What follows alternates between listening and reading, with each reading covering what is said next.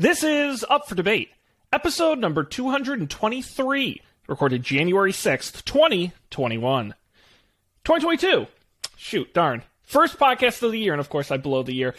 Hello, everybody, and welcome to this episode of Up for Debate, the debate podcast where the two hosts agree on everything. I'm Sean Jennings, he's Matt Mariani, and the Bond boys are back.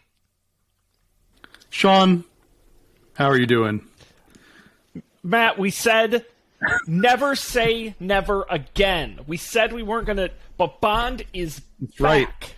Because we are on Her Majesty's Secret Service, Spectre Moonraker.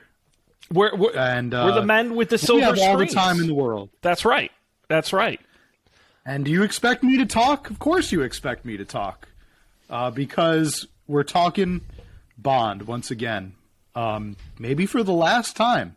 Maybe. Ever. Certainly the end of an era. I don't know. Yeah. First of all, we should have probably talked about this pre-show, but we like to do things, off the cuff here. Sometimes on I almost said on Don't Panic, but that would have been weird. We're so messed I'm up. Not even We're so off. It's not even my show. Oh, no. You know what it is? It's my Kevin Smith look is really distracting me today. I've got the hockey jersey on, and I got the goatee going. I'm very distracted by my own visage here. But we like to do things off the cuff, Sean, and I wanted to address this beforehand. Okay. But I forgot, so we're going to address it live. And if it's cool with you, I would like to, as we have in the past with movies, like the Fast and Furious, I really like the format, kind of taking it scene by scene, okay, and going through it and talking about it that way. Can we do like maybe a 2 to 3 minute quick rundown, no spoilers, like spoiler free, and before we get into the meat of it, and then we'll kind of like tell everybody to go see the movie. Here's the thing, Matt. Right? How do you feel about that? Here you go. Yeah. I just threw you the keys. You're driving the Aston Martin tonight. Oh no. Okay. You know where we're going, Sean? We're going to outer space. And we're going to crash this thing right into the space station. Hey, James Bond did go to space. Give the man credit. He has been to outer space. But he never drove his Aston Martin in space. And he never drove any cars in space. So there, in that respect, I think that the Fast and Furious has maybe one leg up on Bond. That is true. In space. I will give them. Yeah. I will grant them that. Matt, we can go ahead. You kick us off. What would you? You're Mr. No Time to Die. You saw it months ago. So I thought back on this, and this is the first and only movie that I saw in theaters last year. The only one. On all of 2021. First movie I saw since the pandemic began in a theater. Last movie I had seen before that was Onward, Pixar's Onward. And so this was the only one. Sean, I told you all about my dining experience in the theater. Yes, I think we talked about it on the show. And let's just say it was not great. It was no time to dine. No time to dine. Which I think I also said on the last episode, but still, I'll take double credit. You did, but it still tracks. Absolutely. It lukewarm mac and cheese, like a really like kind of stringy and bad chicken that was mixed in the mac and cheese for some reason, and also just putting it out there. Is that I'm probably also lactose intolerant, so I shouldn't have even been eating mac and cheese to begin with. Yeah, that's on you. That one's on me. I could have controlled that. Couldn't have controlled, however, the runtime of this film. So far, I guess we'll start there. Probably nothing else really happens in the movie that's remarkable. Would you agree, right, Sean? Nothing really crazy or surprising happens throughout all of No Time to Die. So the only thing is that the runtime is super long. Very, very long runtime. For a Bond movie. Yes, we'll say. 2 hours, 43 minutes in the version I watched, Matt. I watched it in the comfort of my own home, and I do have to admit that I rented it, and due to some bad timing, the rental period expired with 10 minutes left in the movie. The movie locked up, and I had to pay another $5.99 to rent it again for the last 10 minutes. Very frustrating. I was not happy. That one might be on you. I figured like if I'm actively watching it, they can't just like give me the last like. I didn't think they would actually like literally stop the stream. That's the weird That part. sounds aggressive. Because I know if you rent things like on Amazon, like on Prime Video, once you start watching it, I think they say you have like 48 hours or something to finish. I rented it through Vudu, and I think I think it's with ultra new releases. They just have more aggressive rental policies. Gotcha. Okay. But I did see the whole film, so that's good. And it was you paid just about as much as you would have if you had gone to a theater. It sounds. I vastly overpaid for the film that I don't actually own. So yeah, that was a bummer. So spoiler free. Our introduction here, Sean. General thoughts on the movie, Matt. I liked the movie a lot, and I have very few complaints. That's my one sentence review. I actually have one big complaint and a bunch of big nitpicky stuffs, and I can get into my big complaint. It's not a spoiler. Sure. I was watching the movie, and they introduced the MacGuffin of the film, Heracles, the programmable supervirus. And I thought, programmable supervirus? Where have I heard this before? Oh, that's the same weapon from Hobbs and Shaw. Son of a bitch! I knew I had seen that in a movie before. Snowflake from Hobbs and Shaw. It was the same thing. The general premise, I think, was... Yeah, so technically the Heracles program, Sean, they're nanobots, not a supervirus. But I do have a theory that I was going to get into later on, but my theory is that it originated as a supervirus, and I think that there's evidence that backs me up on this. I think that the writers actually changed it because of the pandemic. I think they actually went in and edited it to be nanobots. That work exactly like a virus. Have pretty solid. If you look at the clues that they left behind, the little breadcrumbs they left behind for us, I think that you could make a case that the original MacGuffin was a super virus. I think there's enough evidence for that.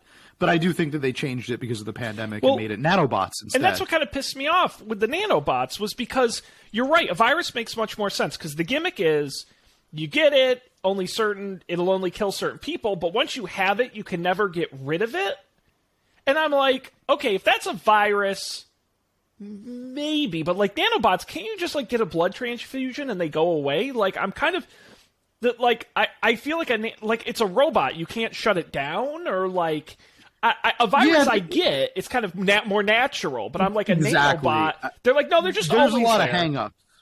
A lot of hang-ups with nanobots that a virus might not. So that's why I would say I think that they were going for a virus first, and then changed it mid-film. And also, there's some evidence in there. Then that's the other thing that pissed me off, was the villain's plan was. I mean, he targeted Spectre. We saw that, and but his grand plan was just to kill a bunch of people. He wasn't really targeting anybody, despite the fact that the motivation was unclear, again, right? If it's a generic supervirus, his plan makes total sense. I'm just going to kill as many people as possible. But you get the most targeted virus weapon ever made, and you're like, let's just get everyone's DNA, and then we'll kill everybody. I'm like, that's way more complicated. Well, it's almost like he would have stolen a super virus, right? One that could indiscriminately take down as many people as possible. You need the opposite of this. You want to kill the most people. So then you got to go through the hassle of hacking everyone's DNA profile and putting it in the virus and right. Wacky. No, that is one of the challenges with this movie is the motive. You said you enjoyed the film. I have to say, right out, the thing I will say about this movie, and we'll get into the details in a moment, but I will say this: I have never thought as much about a Bond film in my life, and I've seen all of them, as we can well attest, because we did a whole half a year's worth of Bond films on this show. I've really never sat and contemplated a Bond movie like I did this one, and I think that says something about this film. Since I left the theater, I've given this film a lot of thought and a lot of really pondering or bondering and deep questioning certain things and certain decisions. I will say, I think there are three main things that are very spoilery that we can say are deviations to the Bond formula, and we'll point them out after we get past that spoiler mark. But overall, I was very happy with the cinematography. I thought this was probably the best directed Bond we've ever seen. It had the wow, Rami Malek with the his portrayal as Safin, unbelievable. Yes, I thought he was great. I think, but one of the things I thought when I watched it with him was we don't get an immense amount of backstory, like enough for his character to make sense. But I like that. Like, he's not in the movie a lot. Like, the first hour and a half, he's barely in it. He doesn't get a crazy amount of screen time. And I'm okay with that. Like, Blofeld, again, I wouldn't want him to come back for the whole movie. He gets his little scene, and he's pretty good in it. Like, I thought the character balance was surprisingly decent in this. Yeah, nobody overstays their welcome, I think. No. Well, maybe one character, but that's because of the writing. I don't think it's any fault of her own. And I think with that, Sean, I think we're going to cross into spoiler territory, if that's all right with you. Yes, sir. And we will start getting into the scene by scene breakdown. So if you want to go ahead and watch the film, No Time to Die, now is your chance. We'll be waiting right here. Visit your local Blockbuster Video and check out No Time to Die. That's right. I wish that I could still do that. You have no idea how much I just miss that. I think in the right neighborhood, in the right city, a store that opened and transferred new releases onto VHS tapes and then rented VHS tapes and VCRs could sustain itself. I think that Blockbuster going away is the reason why so many people have commitment issues. I think it's up there. Because when you used to rent DVDs, like, you were committed to that DVD, that movie. That was your movie. When you rent, heck, DVDs, VHS tapes, right? For that weekend, that was the movie that you had. And you were kind of, for better or for worse, in sickness and in health. But anyway, let's dive into No Time to Die. Ding ding ding ding ding ding ding ding ding. Yes, okay, Matt. Where does the film start? So Sean, we open up. We're back to the gun barrel. The gun barrel is back. Past couple of movies, it has been conspicuously absent. I believe. Did Quantum of Solace have a gun barrel? I don't. I don't remember anything about the Spectre and Quantum of Solace. Might as well not exist. Spectre did not. I can't remember if Skyfall did or not. I think that it did, but Spectre didn't, and people freaked out about it. So I guess they brought it back, except this time it's got like an icy steel look to it. It's a different looking gun barrel. Yes. So right from the beginning, it triggers our brain to think, okay, it's going to be different. There's something different about this one. The steel gun barrel focuses on Craig and pans out, and we're in a snowy kind of tundra with a cabin in the middle. We are in Norway, Sean, and we are acquainted with a young Madeline Swan. She's a child at this point in the film. Her alcoholic mother. How old do you think she is there? Because this was one of those confusing things where if our villain shoots and kills her as a child and then interacts with her as an adult, the timeline confused me. I think she was like almost teenager, like maybe like that 13, 14.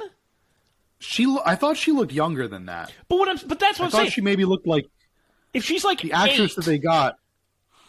I would have put her like in the 9 or 10 area. So then, how old do you think Rami Malek is in the movie? He should, in this scene, he might be like maybe early 20s, which case by the time Madeline gets to be 30, he'd be like 55. I see your point. Anyway, it's a nitpicky thing, but I'm like, all right, even if we put him at like, he could be like 18, right? Because we don't actually see his face in this scene. But Okay, so that would... But that would mean when Rami Malek is 40, she's 20. Right. And that would mean when... But she's not really 20. I think she's a little older. I see your point. Well, but 5 years prior, she was with Bond and Spectre. So she was old enough to be Inspector 5 years before that. So she must have been, 30 in that film, 35 in this one. That would make him 70. Yeah, no, that's... Anyway. Okay. Yeah, I got you. I definitely see your point. But as soon as it was weird. I could see where this would take you out of the film right here. I would agree. Sorry to ruin that for you. But... I mean, I think there are some other issues that are definitely pretty glaring. I couldn't help. But that is one of them. You're right. No, she should probably be older. The whole time, I mean, I don't think we're really introduced to the fact that that's Madeline Swan. I actually thought maybe the mom was her and she had fallen on hard times. I don't know. But anyway, Rami Malek shows up, he's playing a character Lucifer Safin. Safin. Big problem. Love that name. We can't call him Lucifer Satan. What an evil name. So maybe if we called him Lucifer Safin, nobody would notice. Let's change one letter. Oh my god! And make it sound a little, or two maybe letters. It's so ridiculous it's funny again. I'm not sure, but that's it is Bond. You got to remember, this is the franchise that gave us Odd Job and Dr. No. What's all the names of all the Bond girls had complicated, Pussy Galore, innuendo. Yeah. What was the one? I'm trying to remember the name of Dr. Dr. Goodhead. Yes, I think that was right. Yeah, that was, I think, Moonraker. Yes. Anyway, they've got some complicated naming conventions going on. With that, Safin breaks in. He's got the creepy mask. Nice jump scare in the beginning of the movie where he's at the window, right? Comes in. Madeline runs upstairs, hides under her bed. I didn't know this, but this is she actually talks about this in the previous movie, Inspector. Oh, did you know that? I again don't remember anything about Spectre. I should have watched Spectre.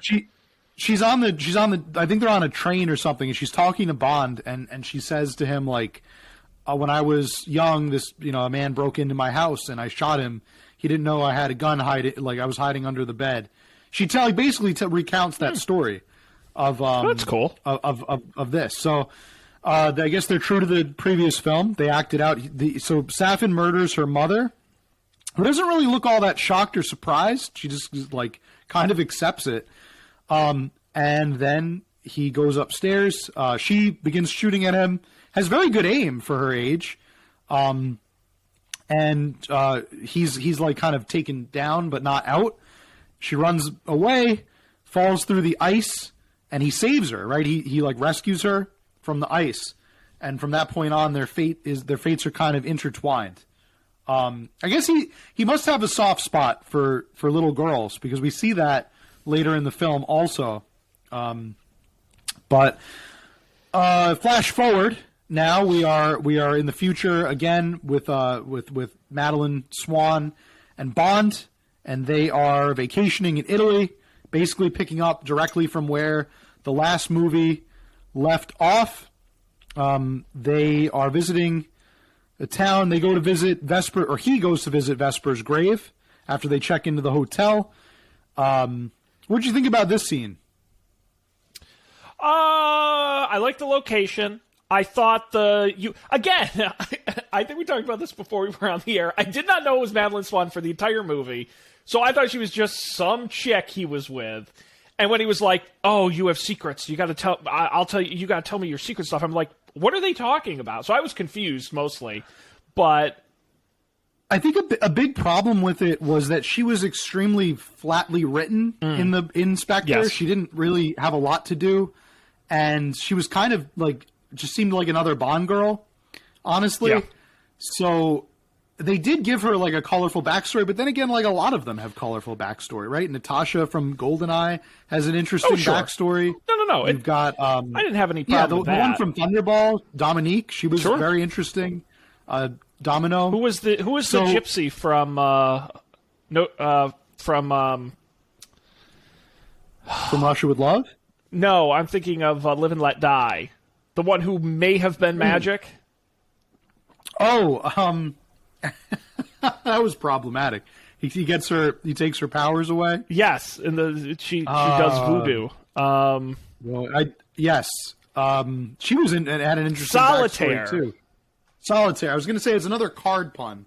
Oh, we should rewatch Live and Let Die. That was a good one. That was a really good one. No, yeah. I was a little annoyed. So at some point throughout this episode, I want to talk about the serialization of the Daniel Craig Bond, because I think that is such a central thing to this movie and the way it ends, among other things. But when they brought Vesper back up, a character introduced in Quantum of Solace, which was how many real world years ago? What year did that movie come out? 2000. Quantum of Solace, I believe. Or Casino Royale, 2006. Quantum of Solace was 2008. But she was introduced in Casino Royale, wasn't she? Yes. Yeah, so yes, 2006. All right, so over a decade later, we're still talking, and I was kind of like, we've got to let this go. And I was really upset until there was that awesome explosion at the tomb that very much surprised me and was very cool. A thing I really like about this movie is that there are real Bond moments in this movie, and that was absolutely a classic. Traversed all eras of Bond. You could see this happen in a Connery movie, in a Moore movie, in a Timothy Dalton movie. The fact that he looks at that envelope, not in a George Lazenby movie. You would never see that in a George Lazenby movie. Absolutely not. Never. No, he was the serious That's one, right? Yeah, he was so... you look at the envelope, you see the Spectre octopus, right? And then the explosion. Couldn't you see literally any of the Bonds, right? It was very cool. Could have seen that. So that was cool. I thought that was a really neat Bond moment. And it was kind of, it was heartfelt, but I was kind of with you too. Like, yeah, all right, let it go already, buddy. This has been a long time now. You're with this other girl. Like, she's pretty nice. Maybe leave it like in the past. The whole concept was like burning the past or letting the past go. Right. Remember they had the fires throughout the city, so it was kind of like, all right. But I guess he's there to like pay respects to her or whatever. But that explosion was pretty cool. So a bomb goes off at the site of a Vesper's grave with a little. It's after he finds the little note from Spectre. Immediately, a scooter chase. Bond has a scooter, right? Motorcycle. No! First, the car comes in and tries to run him over. That movie was that scene was all over the trailers. When yes, he, hides behind the thing, and it goes up over the rampart. Just misses him. Very cool Bond moment. And we're introduced to the henchman. His name is Primo. Primo is the henchman. What do you think of that name for a henchman, Primo? I don't think it's great. I don't think it's great. I think the only redeeming quality is when Bond called him Cyclops, which I thought was great. I actually, when he called him that, I thought maybe that was his name, and I would have been good. Thought maybe he could have stuck with that. I thought the actor was fine. Primo's a little weak for a henchman. I guess it's like saying like he's the number one, but it was He doesn't really have too much to do. He's very much true to just being a henchman throughout the whole movie. It's like his MO. This is, it's also important to note here, Sean, remember, Daniel Craig said, after filming Spectre, he was famously asked like weeks after the last shoot, and he said, quote, "I would rather slash my wrists than play James Bond again in another movie." So that's interesting. Did you feel like I didn't feel like he was going through the motions at all, though, here. I thought he like genuinely really tried to give it his best because he knew it was going to be his last performance going in. I thought he kind of laid his cards on the table for the most part. And you could kind of see that in a lot of the action set pieces. I think No Time to Die is Daniel Craig's best James Bond performance, maybe up there with Casino Royale. But I think they're different performances. I think as bookends to the franchise, I think they're his two best. And you got to give him credit. He stayed in shape through all these movies. But he looks old in this one. That's what I like. And you can go back to Casino Royale and see a younger Daniel Craig, but he's he's more grizzled in this one, not from like a kind of like old man kind of way, but he looks beat up a bit. Like he looks the part for this. That's what I appreciated. No, I agree. He definitely looks more aged, but he's fit. Like he looks like he didn't really, not that any of the Bonds got like super fat or over, or like, they didn't get like, they didn't let themselves go. Right. But I feel like toward the end of Connery's reign, he was kind of like looking, a little bit out of shape a bit. Roger Moore, I don't know if he was ever really in super Bond like shape. He was just a guy to begin with. Yeah, but I think Craig, he kind of maintained this level, like this physique throughout all the movies, and I appreciated that. I thought that was like he showed that he kind of still cared about it. But you also can make the argument he's still young enough to be in a lot of other movies, right? He's still got a whole pretty long career ahead of him. But I will say we have the car chase here. I think was very good. I think all of the action in this movie was very good, and I didn't think they've done a million Aston Martin car chases in James Bond movies. I didn't think this felt stale. I thought it felt pretty good. It wasn't anything necessarily he hadn't seen before. I just thought it was shot pretty nicely, and it just generally looked good. Oh yeah, the Aston Martin. It's hard to make it look bad. Yeah, well, but you're right. In this one, it was kind of exceptionally but even that, just cool. The scene where they're sitting in the car, surrounded by the guys, and they're firing the guns at the bulletproof car, and he's just like, Daniel Craig is so good in this moment where he's just sitting there, and she's like, James, do something, and he's just stone faced and just has this look of like, what do you want me to do? It's your call. What do you want me to do? And it gets so close. And finally, he goes and he kills all the bad guys. But that moment was so good. Oh, okay, yeah. So I really liked everything about that scene.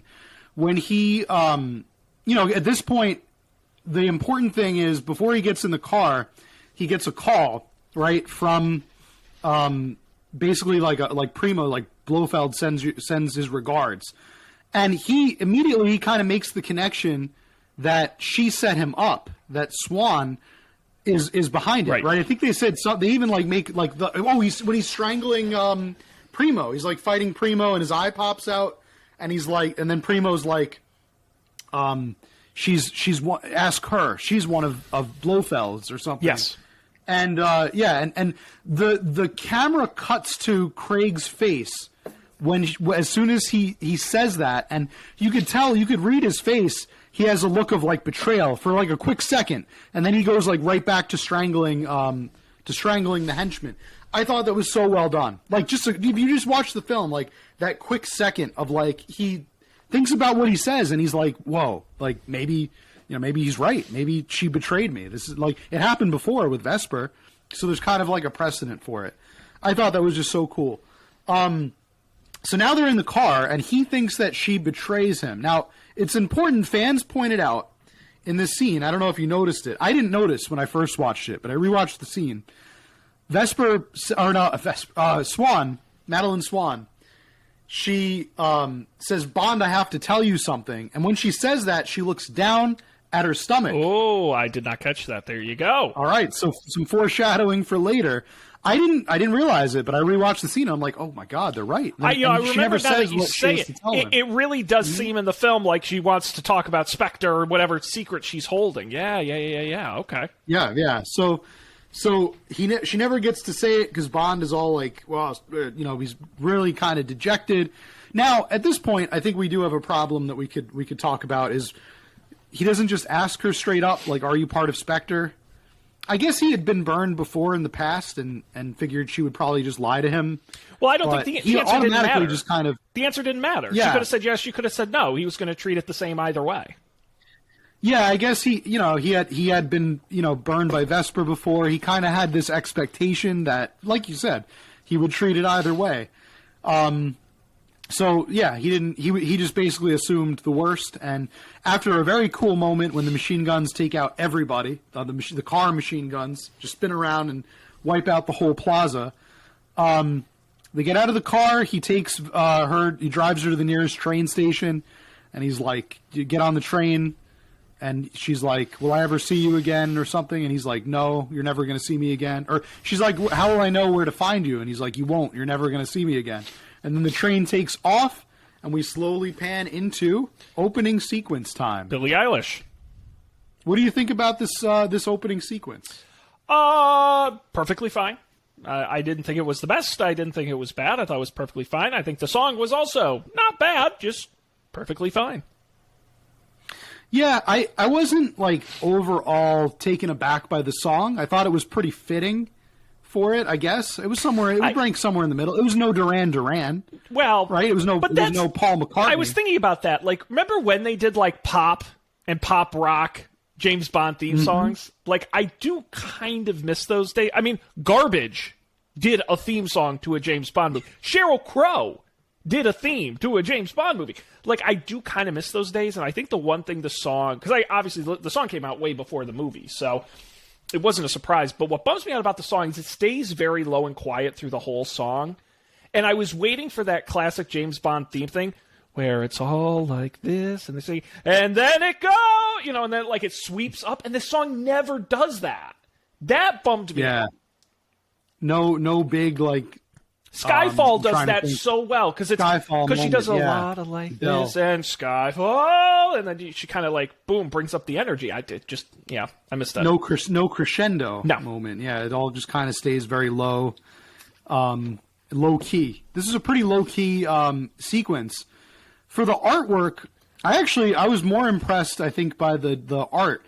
I really liked the sand, right? The sand from the timer, like, dripping down, and the Aston Martin getting caught in the sand and, like, kind of buried, almost like burying, like, maybe Bond or Craig's legacy or something like that, leaving it in the past.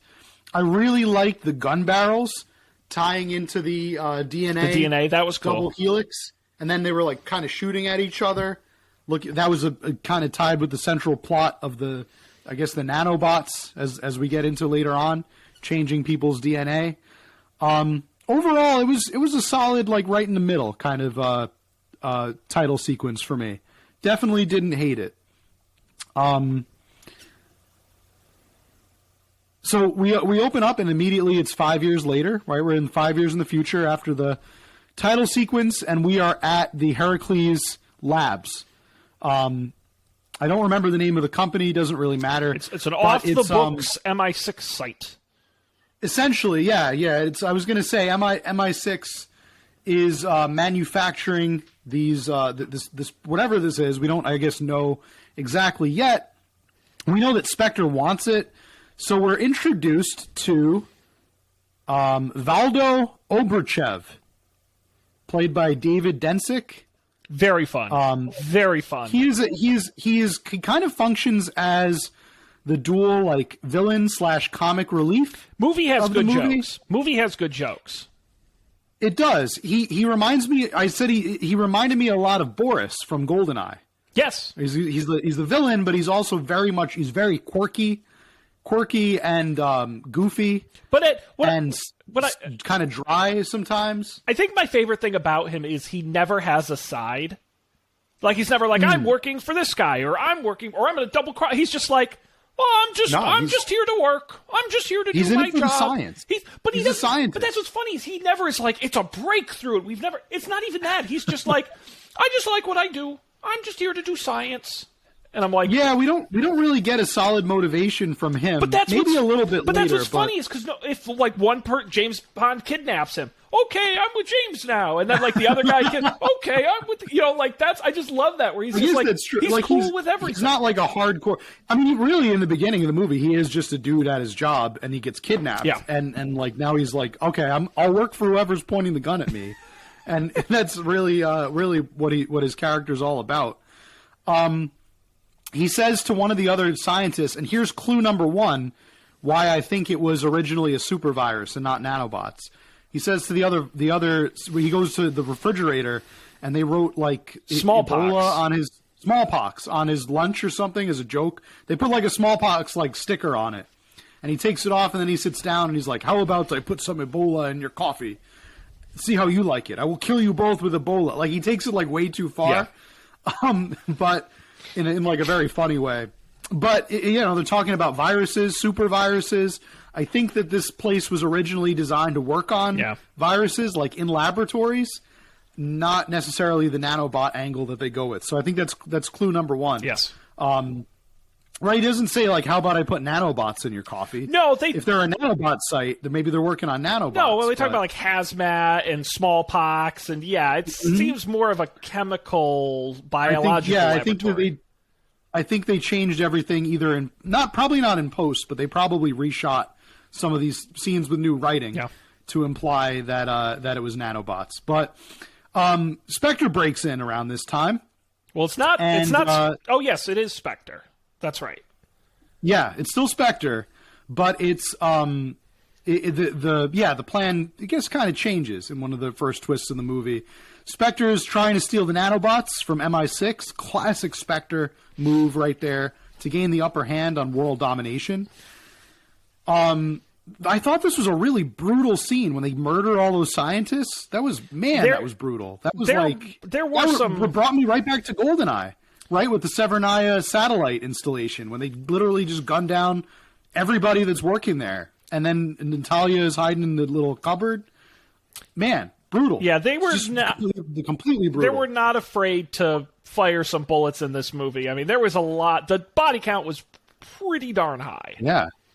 And our scientist friend Valdo is chosen. He's selected to be because he has the code, the access code to the super weapon, to the Heracles.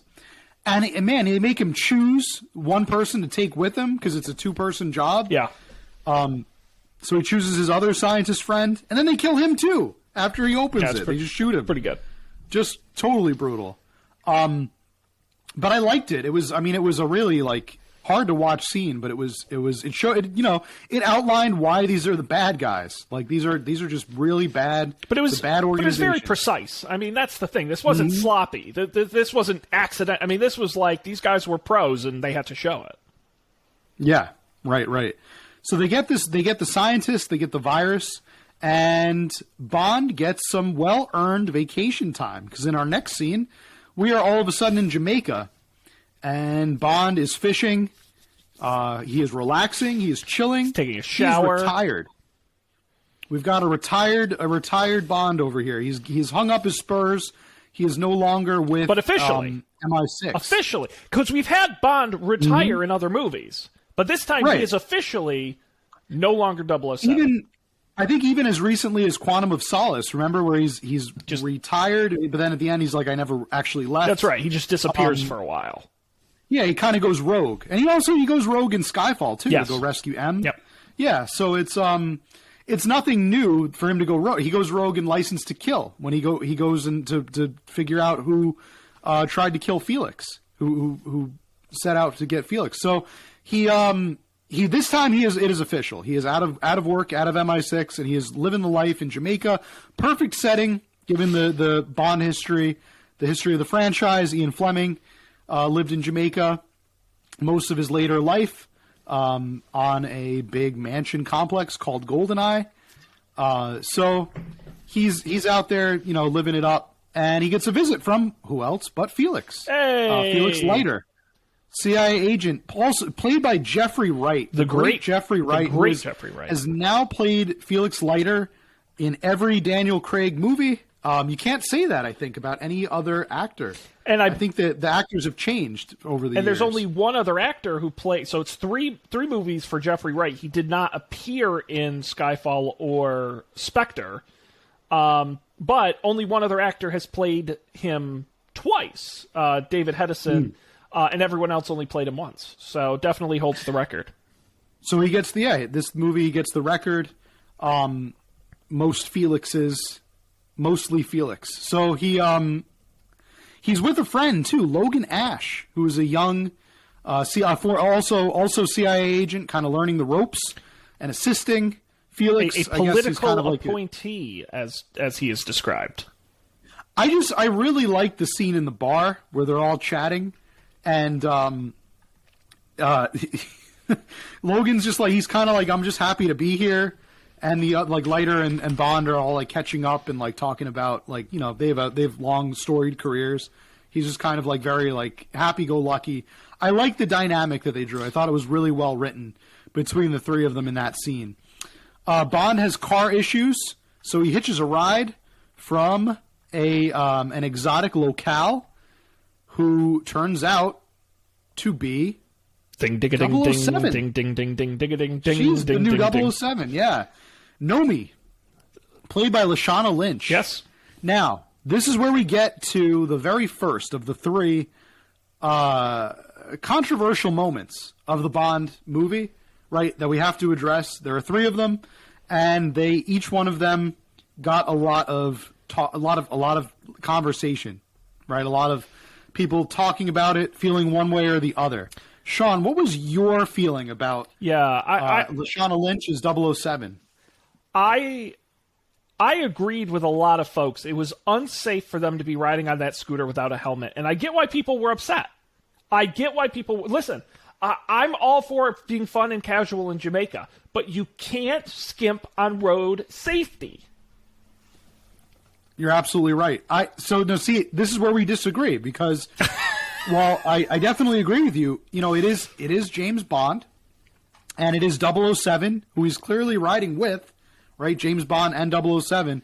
And I think that they, they've been through a lot, and they're secret agents. So while I agree kids were watching this movie, and kids definitely should learn to wear helmets. Bond. Yeah. I don't want to wear a helmet. Impressionable youth in this movie. So, no, joking aside, I don't care. I don't give a shit who plays James Bond. I really don't. I have bigger fish to fry in my life. My only issue with Nomi in this movie is I don't think she's given enough to do in, like, an impactful sense. Like, she's in the movie, but she doesn't really do anything to impact the movie. And I also think they wrote her character too serious. She didn't quip enough to be a 007. And maybe that was on purpose to get some contrast with Daniel Craig. I just thought she came off as more of a general secret agent than she did a 007. You know what I mean? Like, I don't have a problem. I think Lashana Lynch is wonderful. I've seen her in other projects. I think she's great. I think she wasn't well written in this, unfortunately. But I don't give a shit. If they want her to play 007, I don't care. You just got to write her more into that role. What did you think? I followed the controversy pretty closely leading up to the film. I the whole time I thought it was an overreaction. A lot of people were like, "Oh, see, they're replacing Bond with a woman. It's woke this and that." I didn't have a problem with it. But I'm kind of like you. I don't think she was given the justice in terms of the writing that she really should have. Like, her quips were all basically like, "Oh, I'm 007. How much does that suck, Bond?" But they should have leaned more into that. 007 That's anymore. my problem. Is they did that was her whole thing. The idea of having, you've retired, so guess what? We hire someone to replace you, is a great movie premise. Like, you could have done a whole movie on that. But she didn't, like, contract. Like, she either had to be more serious or less serious. Like, she was awkwardly in between. Like, if she had been more like, I'm really by the book, I can't believe you did that, James, and all that. But she didn't do enough of that to show the contrast. I get the feeling that she was scaled back a lot due to backlash. I think that the writers, when they did rewrites, they might have thought that people would... That the internet outrage, I guess, would have boiled over. I think that they might have. I get the sense that maybe some scenes were cut, maybe some rewrites were done. I don't agree with that. Maybe you're right. We truly don't know. I think this is just a movie packed with a lot of characters, and I think there's just they couldn't find the time. It's 2 hours and 40 minutes. I mean, it's like I just don't think if you're going to bring in Jeffrey Wright, and you're going to bring in the MI6 team, and you're going to bring in Rami Malek, and you're going to bring in Logan Ash, and you're going to bring in and the scientist, and the virus, and the kid, and Madeline Swan. It's a packed movie, and again, I think either you make a James realizes he has a family movie, or James has to compete with his replacement movie. I don't think you can do both in a single film. it was a lot to juggle, and so they had no time to die, no time for Nomi, I guess you could say. That's right. Unfortunately, a lot of she did kind of get shortchanged, but I wasn't really upset by her at all. She didn't bother me. I thought, and I actually kind of liked her a little, like under, kind of nag, like giving it to Bond a little bit and ribbing a little bit, but at some point in the movie, I guess she just is like, oh, it's not so fun anymore.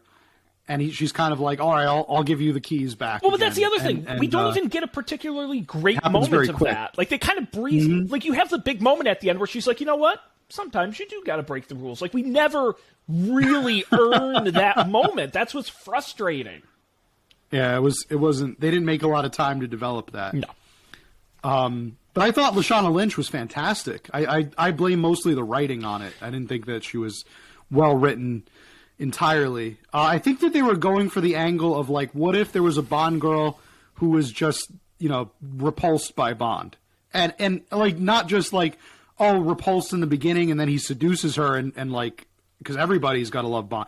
Like, just like from the beginning, she's like, no, you're a creep, you're like a dinosaur. It's kind of like what we saw with M in a way. Like, M wasn't the love interest, obviously, but right, she kind of warmed up to Bond as a boss. But in the beginning, remember, she's like, I don't like you. You're a dinosaur from the Cold War. You're a womanizer. You're just like a misogynist. I think that was just kind of her angle, but we didn't really get that. A lot of it was just like, how does it feel to not be 007? I'm 007. Yeah, she just like showed up, shot some stuff, and left. Yeah.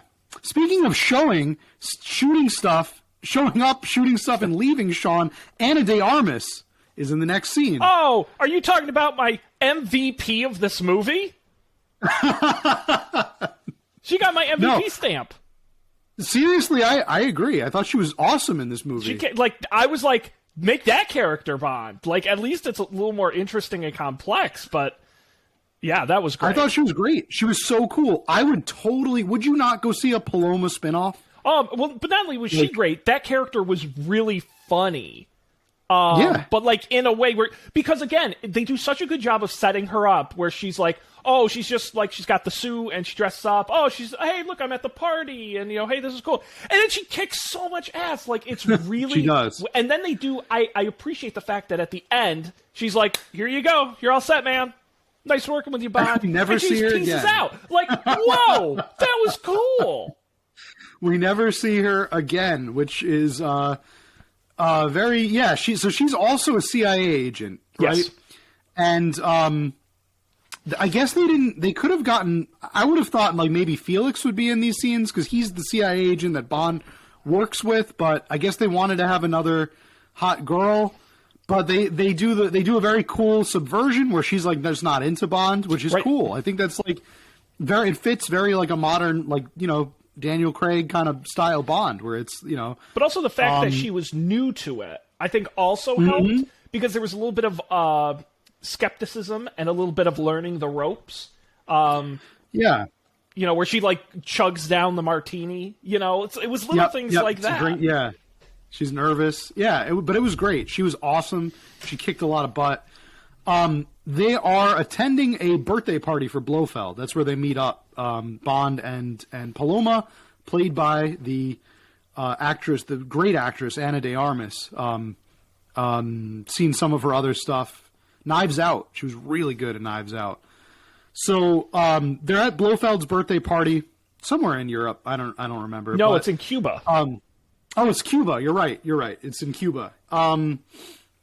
And this is where the creepy eye can, like, Blofeld can see him through the eye because he's still in prison, right? He's still been locked up by MI6. So, but he can see him in the pillow. I think the pillow was funny. That was walking around with the because again, it's not like even like a head with the eye in it or like a camera. It's just an eye on a pillow. Loved it. That was very funny.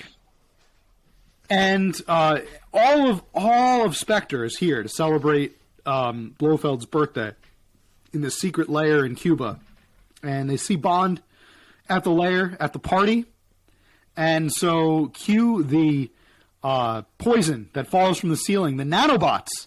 Here's clue number 2, breadcrumb number 2. Actually, this is breadcrumb number 3. I forgot number 2. Back at the lab, right?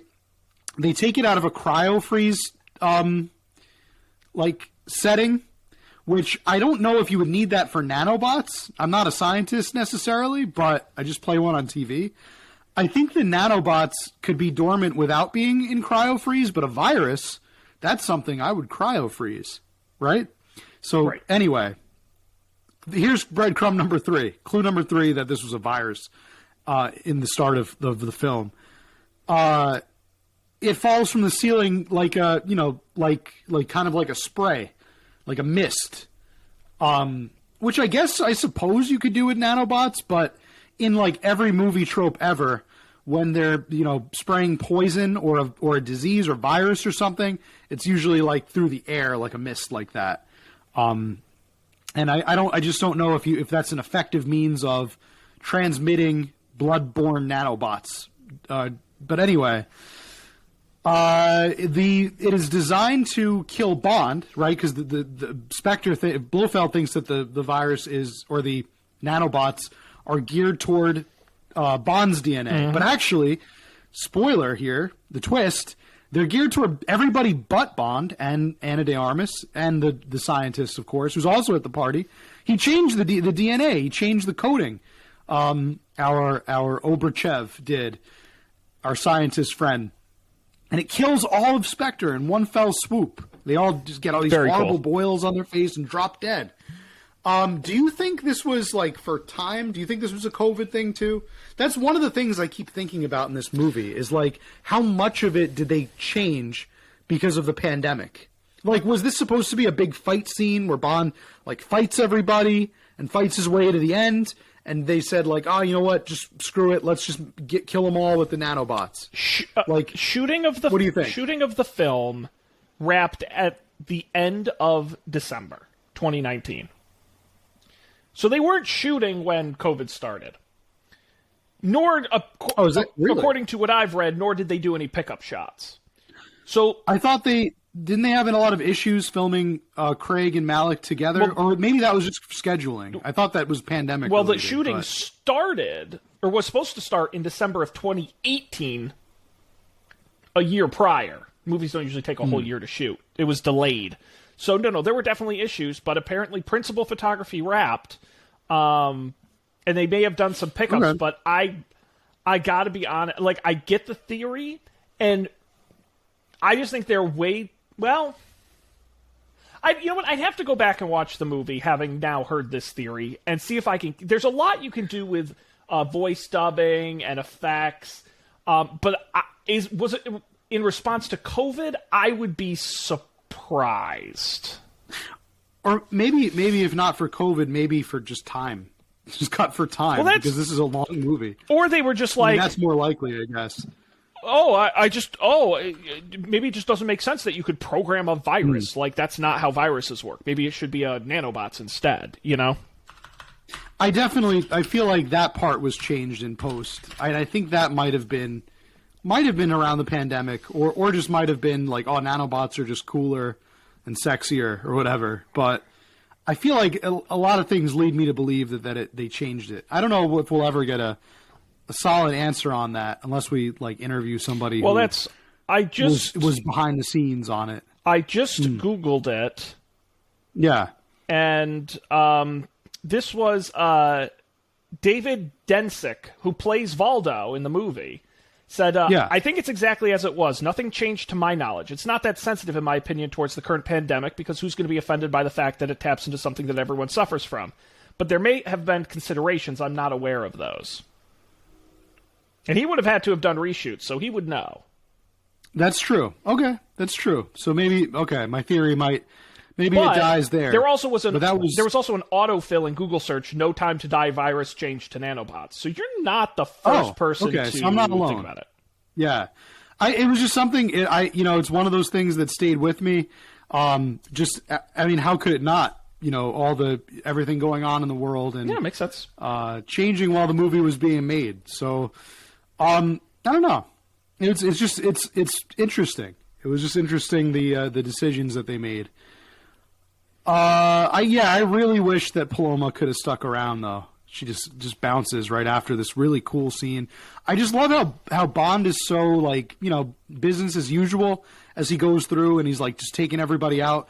And she's really doing a great job of holding her own, even though it's her first mission, and is just a complete badass in her own right. I thought that was really cool to see. You think she becomes the new Felix? I hope so.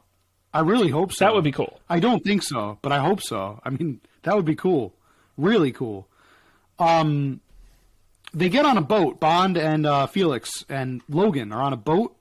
And the scientist. Nomi's there too, but Nomi's not on the boat. She leaves. She flies away, I think, in a helicopter or something. Yeah. And they're on the boat, and this is our scene where we've got they're asking Oberchov, like, who he works for. What is he doing? Again, he's just like, okay, like, I'll get on the boat with you now. Like, I'm friends with you. So they're trying to get answers out of him, and he immediately looks over to Logan Ash. Looks right at him, and then Bond knows, like, he's the traitor. Which is funny because he's like, well, I don't know, ask that guy. I thought that was really, like, it's very, very, like, old school spy movie, right? Body language kind of gives him away in the end, because he keeps looking over to him, and he's like, why is he looking over at him? Oh, that's because he's working with him. And Logan, picks up a gun and shoots Felix in the stomach. So, yep, I guess he was the traitor. He basically does he take the virus with him, or he just escapes? I forget. He does like he escapes with Oberchev. Oh, he takes the scientist. Yeah, Oberchev with him.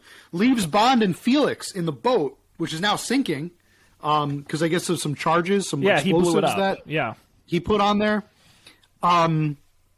And Felix dies in Bond's arms. Very sad conclusion. Felix dies in this movie, everybody. Felix Leiter. He never died before. He came close in License to Kill. He gets eaten by half eaten by a shark. Eats his leg. So rough, and I think his wife dies in that one. So it's rough. That's a rough time for him, but he's never been killed before. Worst day ever for Felix Leiter. Well, and there was the great, not to fast forward, but when Logan Ash eventually meets his demise, there's the line, he says, "Why don't you help me out, brother?" to James Bond, and James Bond says, "I had a brother. His name was Felix Leiter." So, very impactful. Yeah. Absolutely. Yeah, I guess this movie really, you get the sense of, like, the relationship between Felix and Bond, like, that they weren't just coworkers, they were friends, like, really good friends, between hanging out at the bar and stuff and chatting in Bond's retirement, and now here you see, like, Bond feels like it's kind of all happening over again, because he dies in a very similar way that Vesper died, by drowning. I think I knew something was up as soon as he said, "That's a lot of blood." I was like, all right, he's not going to make it. Oh, yeah. He's not making it. It's Craig's last movie, and this is kind of where that hit for me. It's like, things are going to end. Like, there's going to be like they're going to put a bow on some things in this movie. And it's not afraid to go places. So this is a little bit of, I guess, some foreshadowing, when Felix dies. So, what did you think? Did you think he was, after you saw that scene in the beginning, would you think he was going to make it? No, I think, obviously he'd been in a number of these movies. I think raising the stakes is always a thing the Bond franchise does. And, I wasn't wholly surprised. Yeah.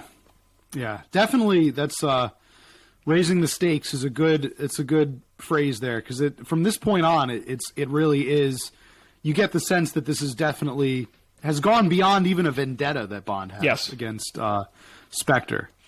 We're back at M's office. Bond escapes the ship and meets with Bond, and here you notice a dynamic shift in the Bond-M relationship. I wrote, up until now, M is very much Bond's superior. Like, M talks down to Bond in a lot of movies.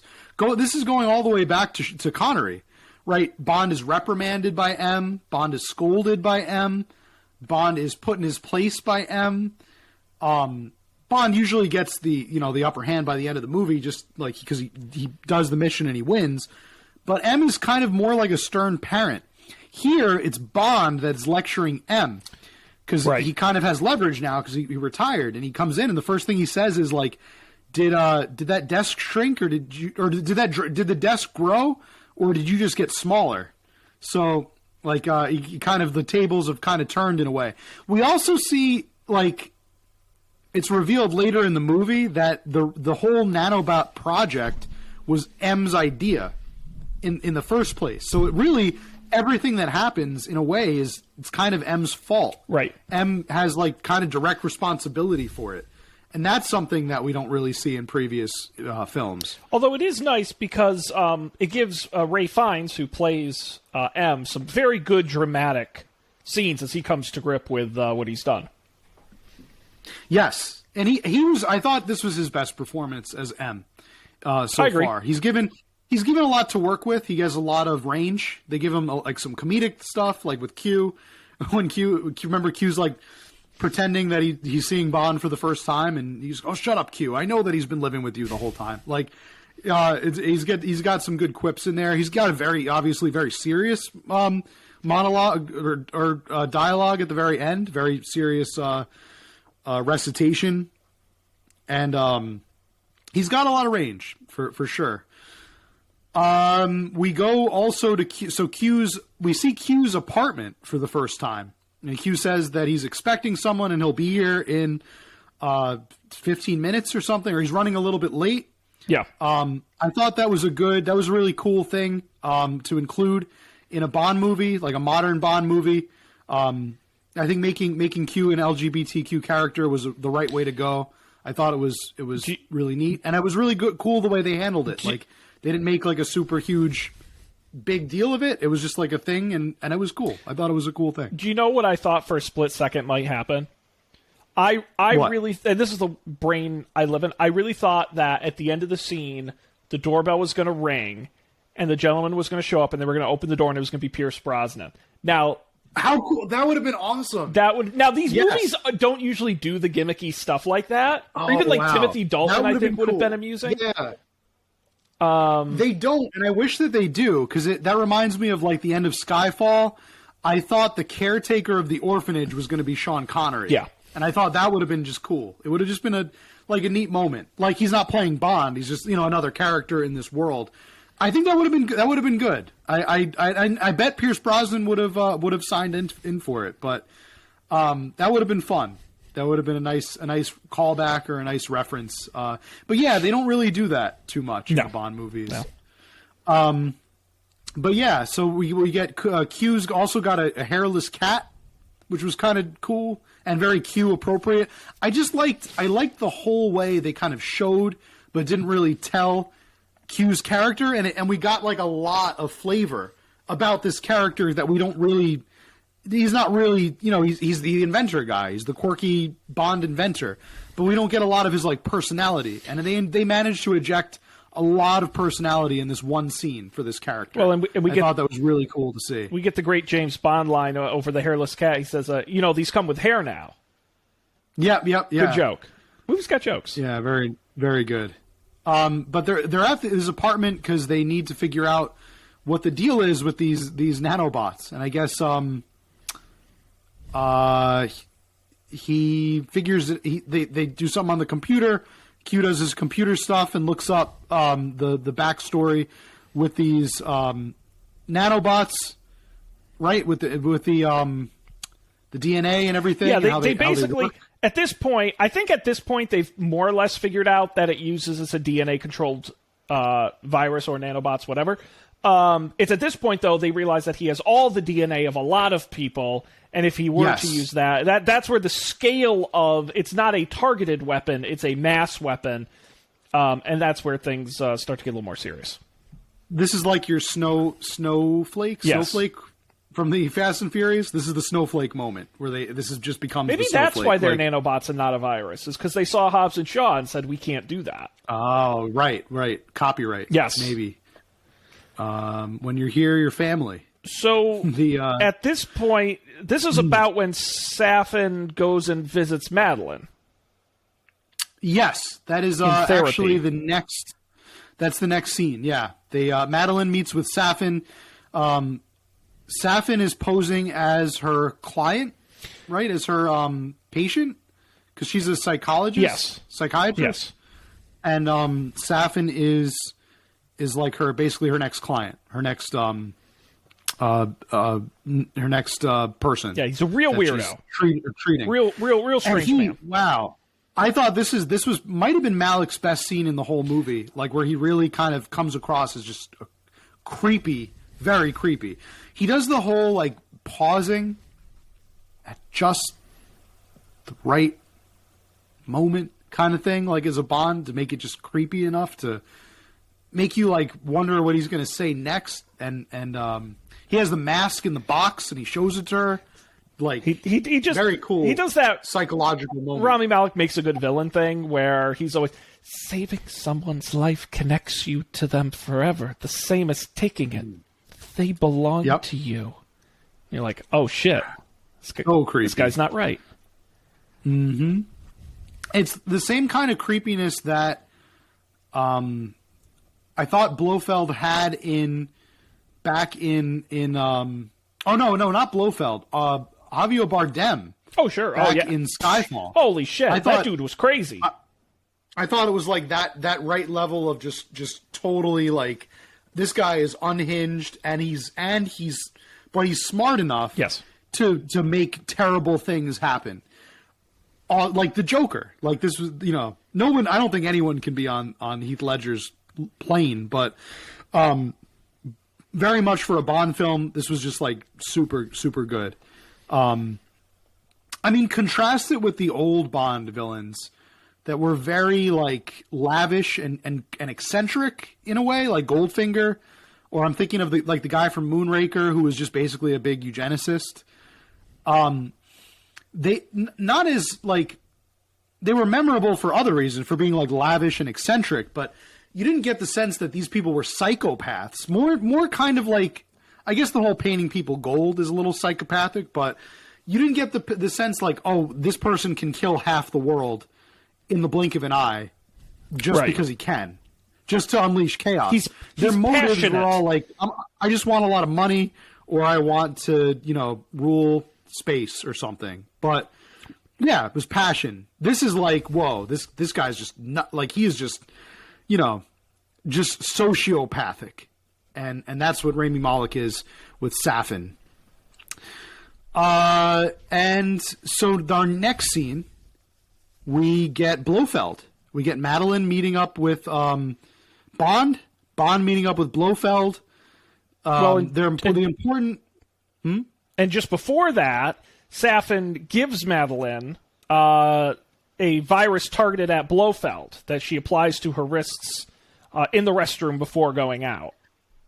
Yes, that's important. That's important. Some the perfume, of course, has the nanobots, right? And they're coded to kill him. Blofeld's DNA. So this is just shows you kind of the depth of his planning, because it's all like pieces coming together. So she sees Bond, and she sees Blofeld, and she immediately freaks out. And she's like, I can't go in there. I can't be in there with him. You don't understand. You don't know what this is. You don't know what like is happening right now. She sees it all coming. But then immediately Bond grabs her wrists. Conveniently. That was one of those, like, only in movies, like, hey, the guy's writing the script, they're like, we need some way for the virus to get from her to Blofeld, but she can't actually touch him. I don't know. Just put it on her wrist. He can grab her. Like, I was like, oh my, like, he could have touched literally anywhere else. They had to do a couple of jumping jack flips to get it in there, but that's a really hard thing, right? Because you can't give Bond the nanobots perfume, right? Because he would probably smell that trap literally a mile away. So you give it to Madeline, but then you really have to make sure like Bond gets close with her and gets that on his hands. It was a tough box. It was hard to write out of. Blofeld is also in his glass box, and you have to get him out of that box, which he does by taunting Bond. Right? He goes cuckoo, like he's like. I thought that Bond really like. I feel like Craig's Bond I mean, he's known to be like pretty cool and collected in a lot of these movies, and it really didn't seem like something he would do, like, you know, aggravatingly strangle Blofeld to death in his chair like he did. I thought that was like, Bond is usually cooler than that and smarter than that, and I felt like he was just really easily manipulated in that moment, especially this aged Bond that's like probably even more experienced. This is like a casino. What happened in Casino Royale? Not No Time to Die Bond. I don't know. What'd you think about that? Him killing Blofeld like that. But I believe he didn't mean to kill Blofeld. I really believe, because Bond kind of insinuates that afterwards. He's like, I was just interrogating him. You know, I don't think Bond was ever going to rough him up. Yeah. Exactly. I don't think he was actually going to kill him. I think Bond is smarter than that. And if it weren't for the virus, I think he'd still be alive. Because I don't. He doesn't like snap his neck. You're right. Yeah, it's the nanobots that get on him and kill him. Right. Which, by the way, is another. I just thought he was.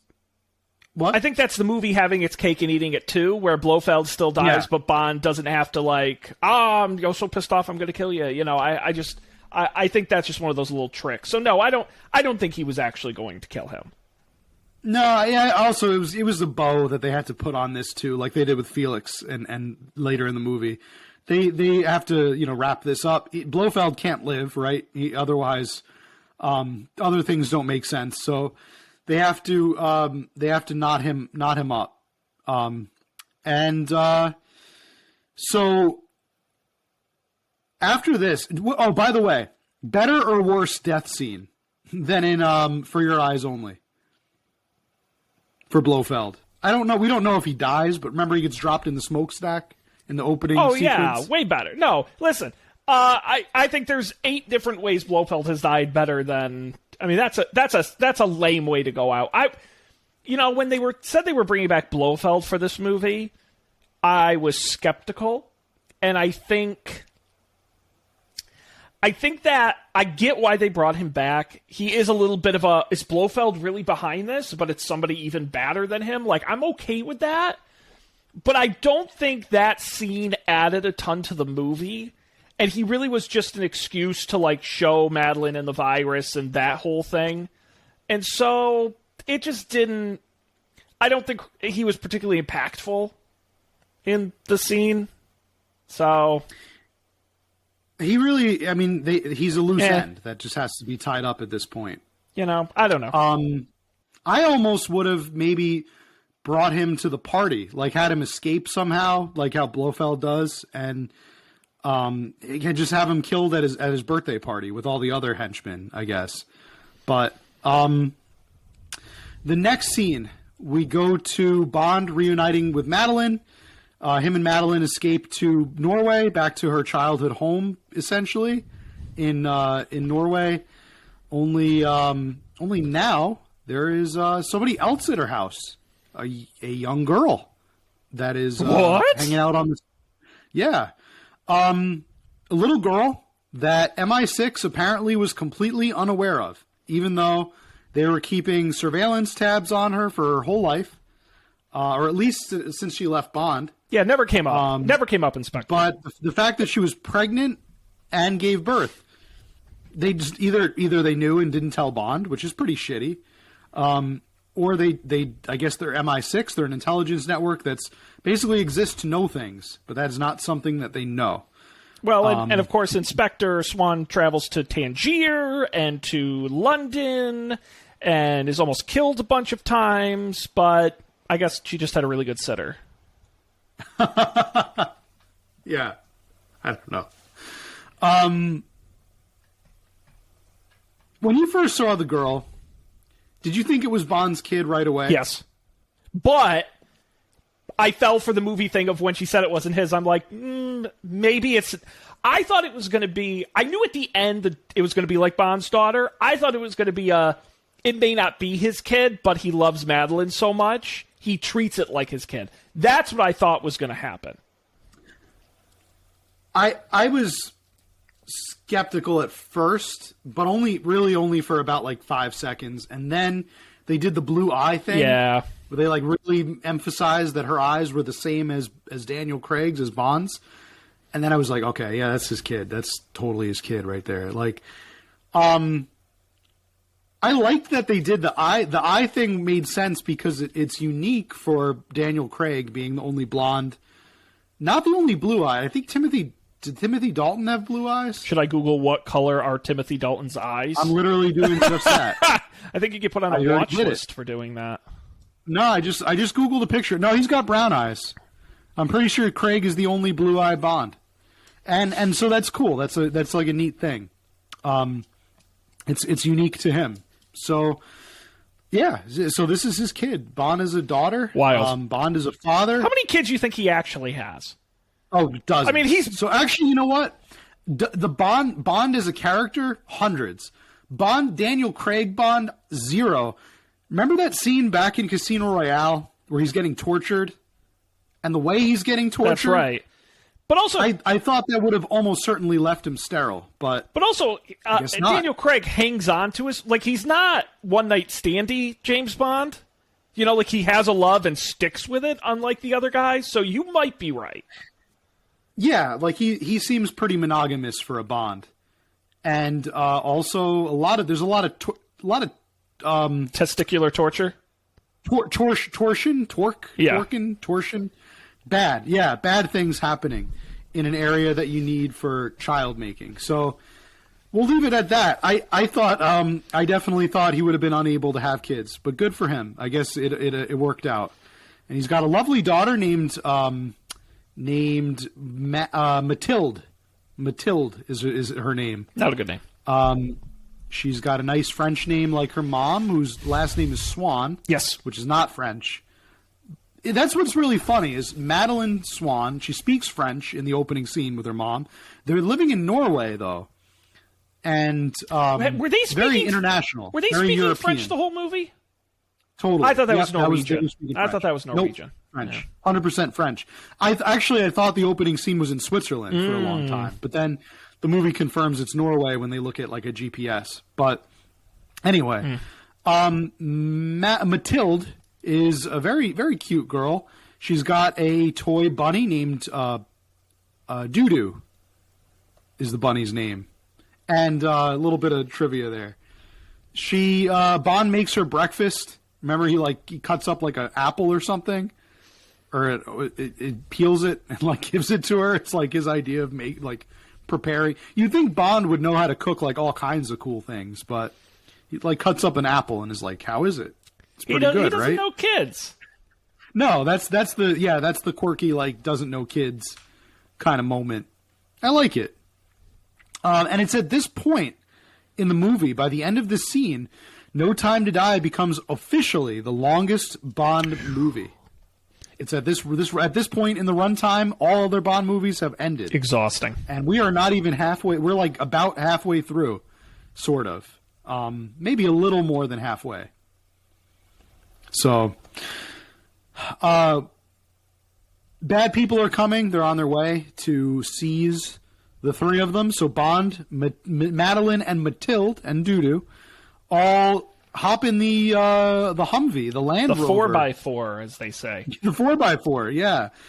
And they prepare for a chase with other Land Rovers that are also chasing them through the Norwegian highway until they take it off-road. And they go into a forest. They all crash. I really like this chase scene in the forest when they're out of their vehicles. Because Bond is kind of back in his element again of like setting traps and laying down. Like it's very primitive, very primal. Yep. But it harkens back to like a simpler Bond where he's just like looking for the cameras in the hotel room and like very subtly taking people out stealthily. You don't really see that anymore. Bond has become like another big shooty action guy, and so just for this brief moment, he's kind of thrown back into this like really spy kind of man versus nature kind of scenario. I agree. I thought it was a great sequence all the way around, especially when he got to, a lot of the action was very close up, and it was very, it wasn't flashy or gimmicky, but I will say I did wish they did more of the stunts in real life and not with effects. I thought the cars looked a little CGI-y. A lot of the motorcycles looked a little computer effectsy. I feel like they could have wrecked some Land Rovers and not done it digitally as much. That bummed me out. But I think overall they looked pretty good. Yeah. I guess the cars themselves I wasn't super enthralled by that. It looked a little bit like a commercial. They're like riding off-road, like bouncing around. But I really liked the jungle combat and the stealth kind of combat. This is when he catches one of the henchmen with a clothesline. He puts like a tripwire up, and the guy's coming in on a motorcycle. He just like clips him. Yeah, it's cool. Falls down, and then he gets Ash is trying to like run him over, and he flips the car around, and he like is crawling out of it, and that's where he gets the like "spare me, brother," and then Leiter was my brother, Felix was my brother, and he crushes him with the car. Yeah. I thought that reminded me of Roger Moore in was it A View to a Kill, where he kills the guy with the car. He like kicks it off. I think it was earlier than that, but yeah, it was Roger Moore. I could be wrong. But no, I thought he was just going to walk away and let the car do the work. I loved he pushed the car. Yeah, I think it was For Your Eyes Only. Okay, yeah, that sounds right. Yep, For Your Eyes Only. That was the one. Yeah, he kicks it off there. Moore famously thought that was too dark, right, for a Bond to do. Yeah. But it was that's kind of what it instantly reminded me of. Madeline and Mathilde are kidnapped by Safin, who shows up and takes him to his lair. He's got of course, he's a Bond villain, so of course he's got to have a lair. On an island. And this lair... On an island. On an island, yeah. It's an island off the coast of Japan. Because he's got to have it, right? This is a Bond movie, after all. This is when Nomi... They're back at MI6 headquarters, and Nomi requests that M give the title back to Bond, 007. She says it's just a number, which Bond seems like pretty cool. They're cool now. Both of them are cool because they got to be cool. They're on the same team, right? And it's just a number. They go to Safin's island base, which is I guess really easy to find. How do they find it so quickly? There's maps at Madeline's house. The secret Spectre room. Yes. Yep. The secret Spectre room. Yes. She's got that secret room, which I just thought that was awesome. It's like all like got Spectre stuff all over the wall. I just imagine like Madeline growing up and discovering that room is like, what is all of this? Like what? Why is there an octopus on everything? What is going on? Yeah, so they have the maps everywhere, so they're able to figure out Safin's base. This is the point where it kind of falls apart for me with Safin. It's like what is I don't get what his goal is here. He wiped out all of Spectre. I get that because he has a vendetta because they killed his parents. Right. So that makes sense to me. But all right, he's a global terrorist. But what is his motivation? What's his MO? Like, does he want world domination? Does he want world peace? Does he want a cache of nuclear weapons? Does he want money? Like, what is the goal? I don't even know if he knows what the goal is. No, Matt, it was. I thought it was obvious. He doesn't have one at all. He doesn't have a plan. Because Matt, but he spent all this money and time on building a base. But that's what I'm saying. Like, if you're gonna get a DNA-controlled nanobot virus to kill Spectre, you might as well use it to kill as many people as possible. You already have it. Like, you have to go through work. It's like a pretty intricate base too. It's got labs. It's got a garden, a death garden. Yeah, it doesn't say how he got the money for that. The death garden, by the way, a lot of people have been pointing this out. It's a callback to the novelization of You Only Live Twice, where in the book, it's the character, the like villain, has a death garden and he grows like poisonous plants and stuff. That was also didn't get that. Mm-hmm. No, it didn't. It happened because the movie needed it to. I mean, it really. it really, again, Rami Malek is really good at babbling about stuff, and more power to him. But I didn't get it. He is pretty good about babbling about stuff, right? There's the part where he takes Madeline, or he takes the young girl. He takes Mathilde, and their names are so damn similar. Mathilde, Madeline. He takes her in his arms and he shows her around the Death Garden, around all like the poisonous stuff, and he's like, "And someday this will all be yours." It's yeah, like, weird. What? Like, what are you talking about? I mean, I guess because he saved her. So weird. Yeah, I mean, there's definitely like a sensitivity toward young girls, right? Because he saves both of them. He saves Madeline and he saves Mathilde. I think he sees them as his property. Remember, he says like if you save their life, like you own them. Basically, is what he tells her in that session. So maybe he sees like both of them as objects that he owns. But it's his motivations are extremely unclear at this point. We don't know. He wiped out all of Spectre. It's like, is he going to try to wipe out MI6 next? But why? Like, what's the point of it all? Here's a quote from the film right around this time. He says, "The thing that no one wants to admit is that most people want things to happen to them. We tell each other lies about the fight for free will and independence, but we don't really want that. We want to be told how to live and then die when we're not looking. People want oblivion, and a few of us are born to build it for them. So here I am, their invisible God, sneaking under their skin." Bond says, "You know, history isn't kind to men who play God." And then he replies, "And you don't? We both eradicate people to make the world a better place. I just want it to be tidier." I don't know what any of that means. But that's the closest clue we get to his motivation, I guess, is he wants to make the world a better place, but we don't know how or why or any of the in-betweens.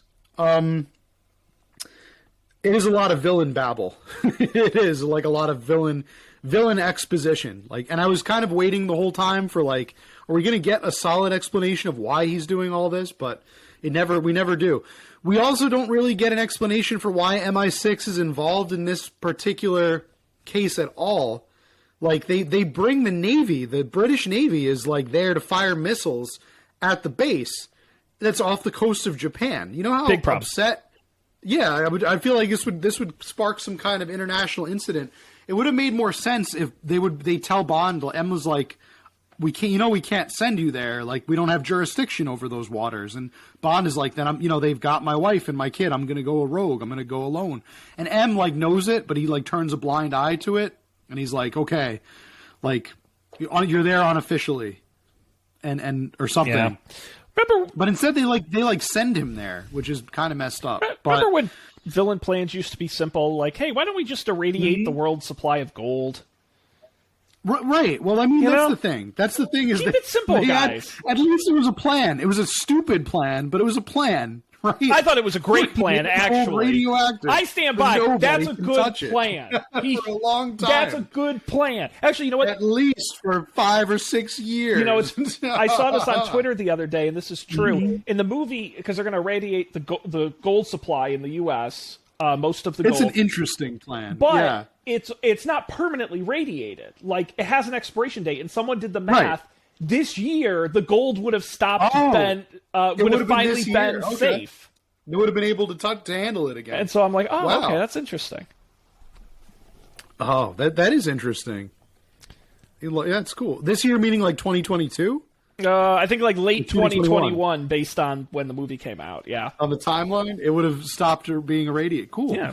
Hey, that would have helped us a hell of a lot during this pandemic. Let me tell you. Could have gotten all our gold back. Have all of a sudden having a new influx of gold into our economy, I would take it.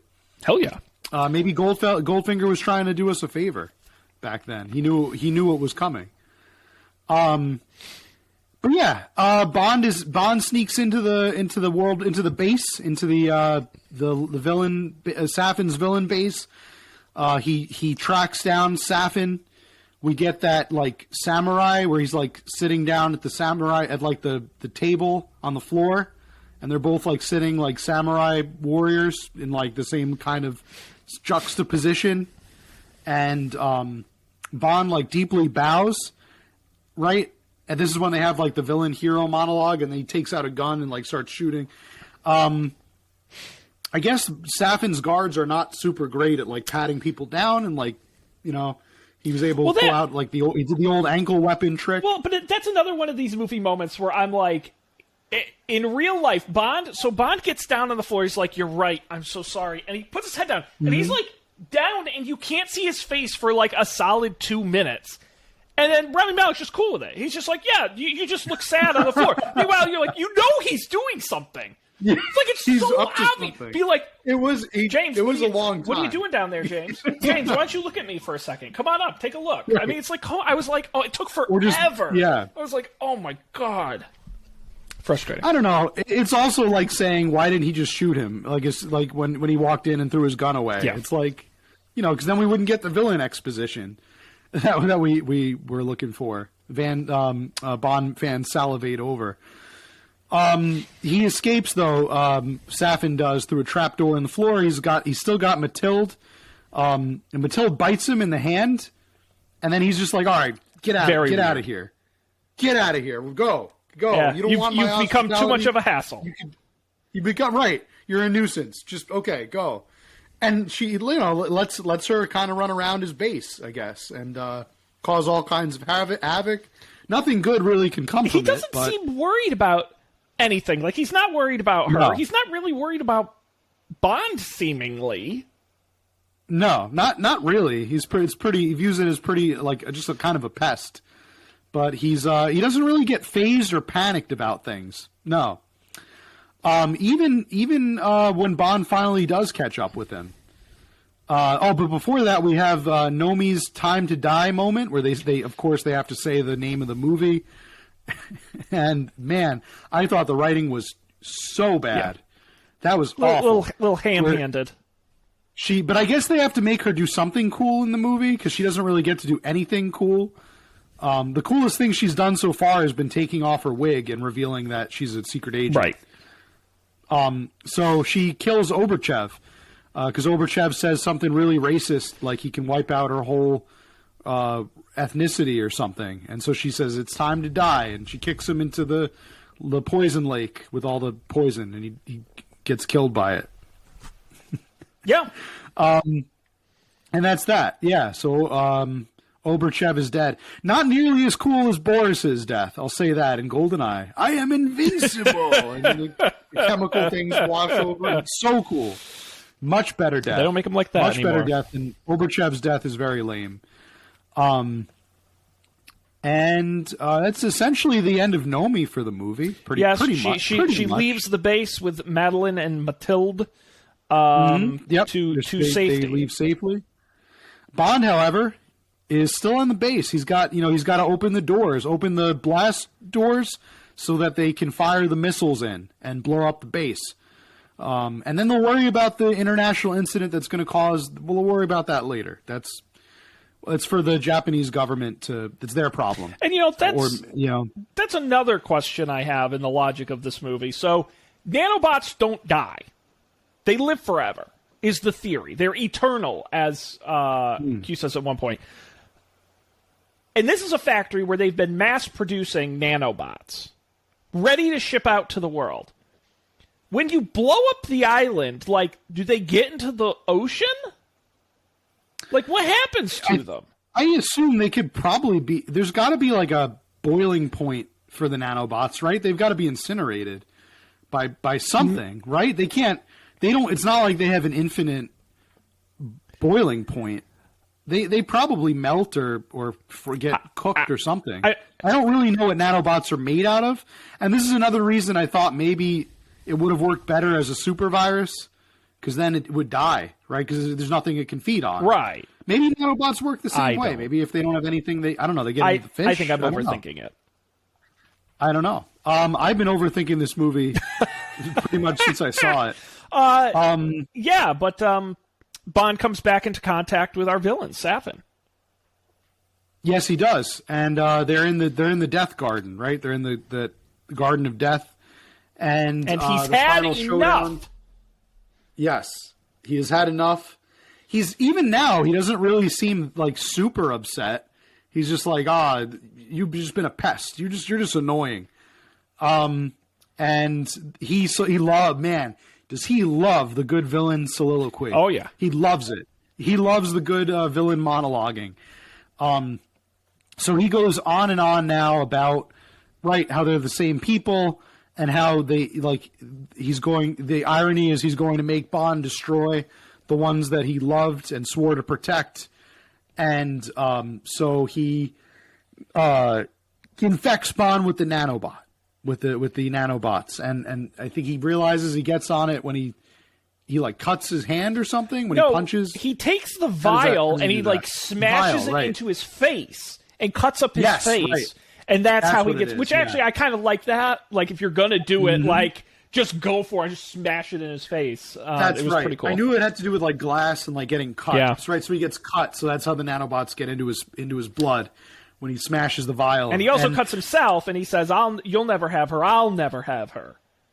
Yeah. Right. And that's the moment that Bond realizes like, he wasn't, he's not trying to kill me. He's going to make it so I can never see my wife or kid ever again because of the nanobots. Because the nanobots and he says something like, they're not for you. They're for them. Right. They're for her. Yeah. And so like, he's like, realizes now that if he ever touches them or touches somebody who then touches them or anything, he's like, he is a walking time bomb for his own wife and daughter. Yeah. Which is pretty heavy. And it's at this moment where you're like, how is he going to get out of this, right? Well, and he's also been shot like 4 times by Safin as well. Right, like he's limping. Not in great shape. Knee is all broken and messed up. Oh, I didn't get to talk about one of my favorite moments on the island.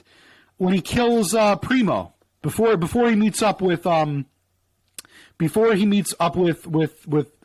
in the garden. Yes. I thought this was such a nicely filmed sequence when the camera's like right behind him, and it's like a continuous shot. Oh, that one shot going up the stairs? How cool was that? Up the steps, it was great. One continuous action shot. I thought that was so neat, and it had never really been done in a Bond movie before. Oh, so cool. And then he even gets a much better one-liner than Nomi had. It's a good one-liner. Yeah, where he really blew his mind. Yep.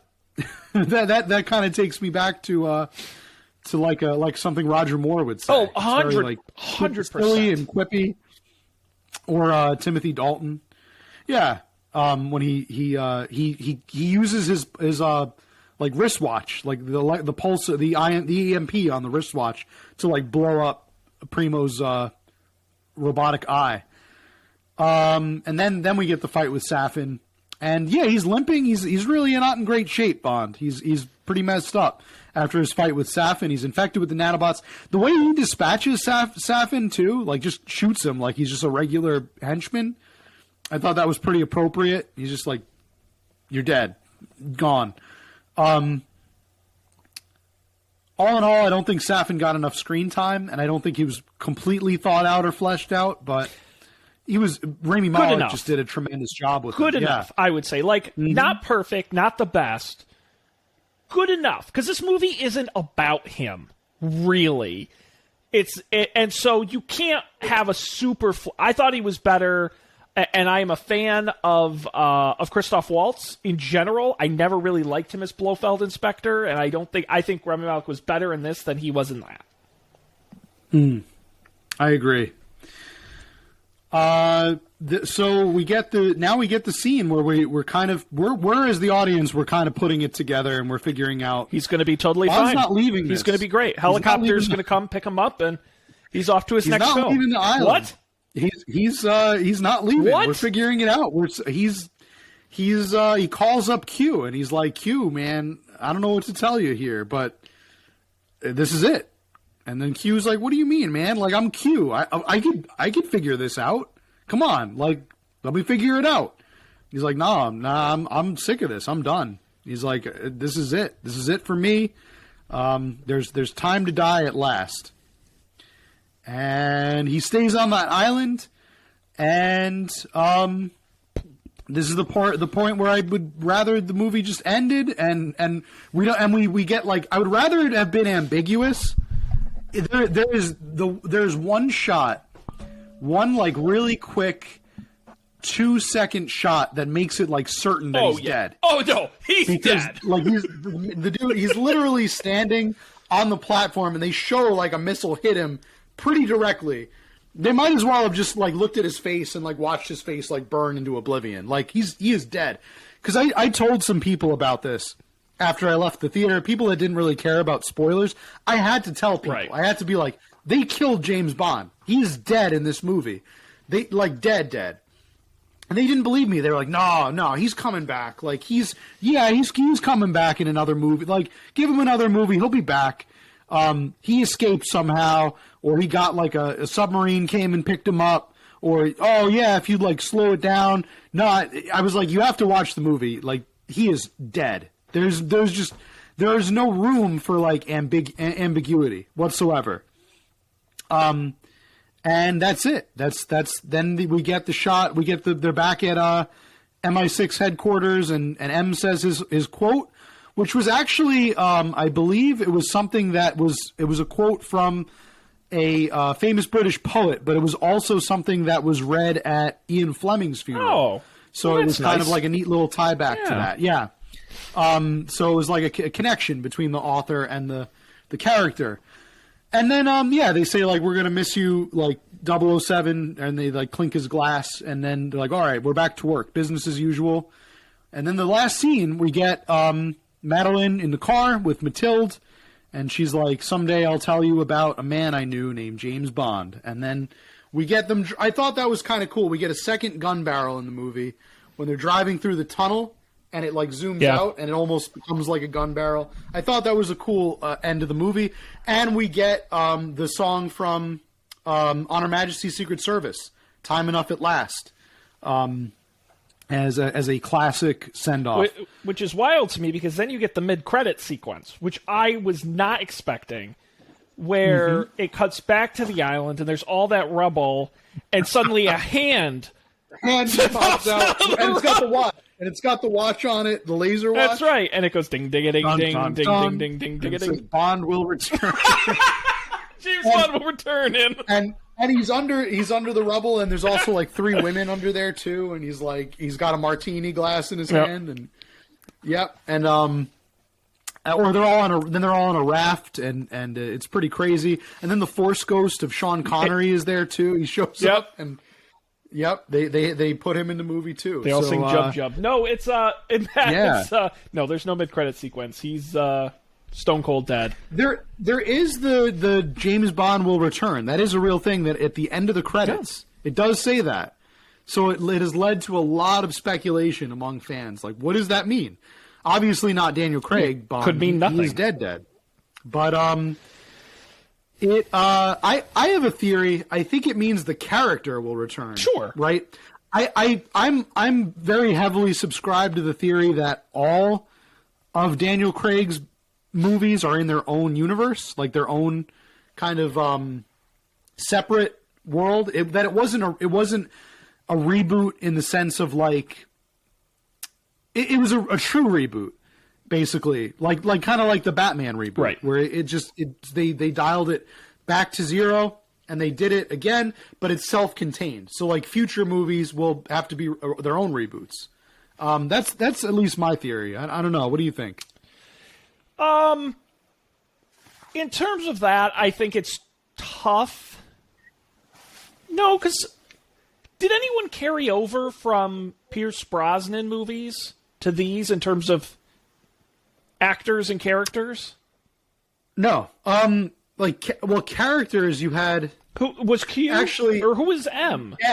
M was Judi Dench in same actress. So I guess there's precedent then, because that's my thought is like if it really is self-contained, then you got to fire everybody and you got to just totally start from scratch. That's kind of the problem that people are coming out with. Like how, these are characters that would have memories of Bond dying. Yeah.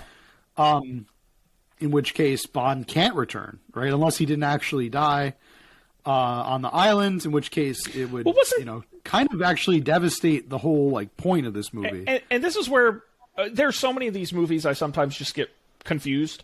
Sure, understandable. But wasn't that part of Skyfall where they tried to imply that James Bond, like, is his name, but it's not his name? I thought there was something in Skyfall where it was like...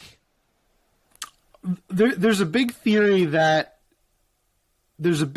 like the multiple bonds theory, is that basically he is, in every movie, he's like, or with, depending on which one you subscribe to, every movie or every actor basically is a different Bond, a different iteration of Bond. But that theory doesn't make sense because Lazenby's Bond, his wife dies, and then in the next movie he's laying flowers at her grave. But it's not Lazenby now. It's Dalton. So it's like, I mean, to me, it's kind of the theory that James Bond is like 007. Like you can, I don't know. No, yeah, it's weird. I think the actors can carry over. My number one, and I want to get your thoughts on Killing Bond, right on the finale. Yeah, but the most interesting aspect of Daniel Craig's tenure as Bond is the serialization of the character in the franchise, right? In my opinion. 5 movies. Wait, 1, 2, 3, 4, 5 movies. That tell as close to a complete story as I think you'll get in one of these franchises like this. And longest running Bond in terms of years. Yeah, they don't pump him out like they did in the Roger Moore days. Well, there was a pretty lengthy break, I think, between, was it Skyfall and Spectre? There was like a long pause between movies. Spectre and No Time to Die was 6 years. Spectre and that's it. Yeah, Spectre and this was a long break because they kept getting delayed. Yeah, and Spectre was not a bomb, but it was relatively unsuccessful. Yeah, Craig became the longest tenured Bond, not in terms of movies, but in terms of just length of time. Now, I'm not going to sit here and say whether or not I'm a fan of the serialization. I think it has pros and cons. I think it's interesting that they tried it. I kind of hope they don't do it again. Like, I do want to go back to the standalone movies because I think that would be interesting. And frankly, have a different James Bond in every single movie. I think that would be interesting. But if you're going to serialize James Bond, you have to kill him in the end. You can't just say, okay, in the next movie we're going to stop telling the story. Like, he has a story. And as annoying as sometimes I like Vesper Lynn in the 5th movie still talking about her, whatever, like, I'm over it at that point. But nonetheless, you have to close the chapter on this man as James Bond. And quite honestly, you just think, like, they've never killed James. How do you kill James Bond? Like, how do you kill him? And I think some of it was a little forced and some of it kind of they didn't lay enough tracks to make it work, whatever.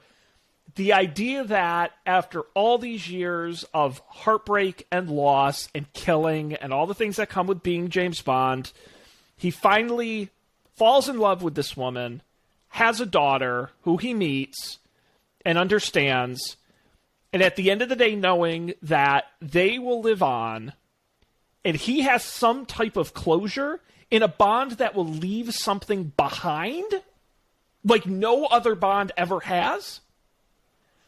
I think for him to die in those circumstances makes sense. And I am pretty much completely in favor of how this movie ended and how they treated...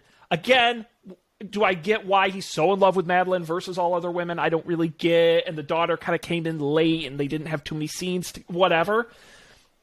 I think if you're going to serialize Daniel Craig and tell this story and you're going to end it with him dying, I think this was probably the best job you could have done. What do you think?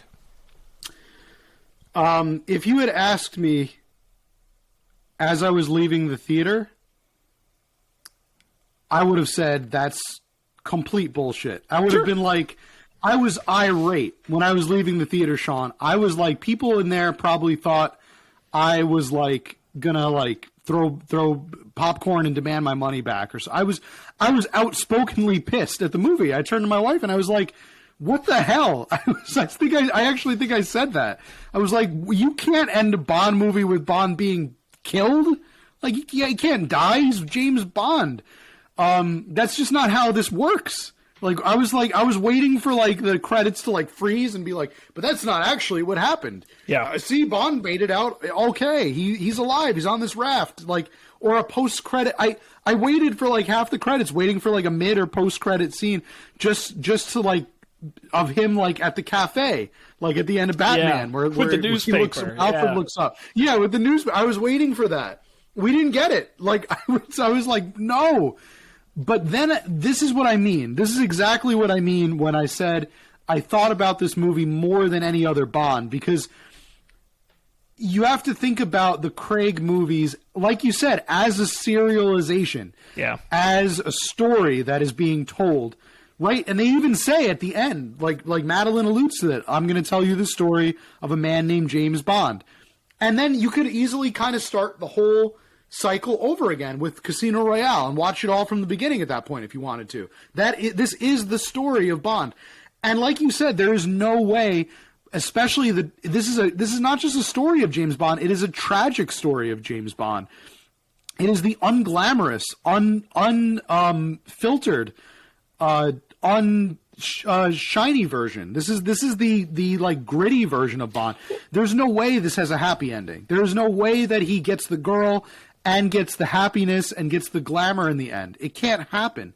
And the only way for this to end with Bond, the only way for it to end with any kind of making any kind of sense, I think, is the way that it did. They wrote themselves into it.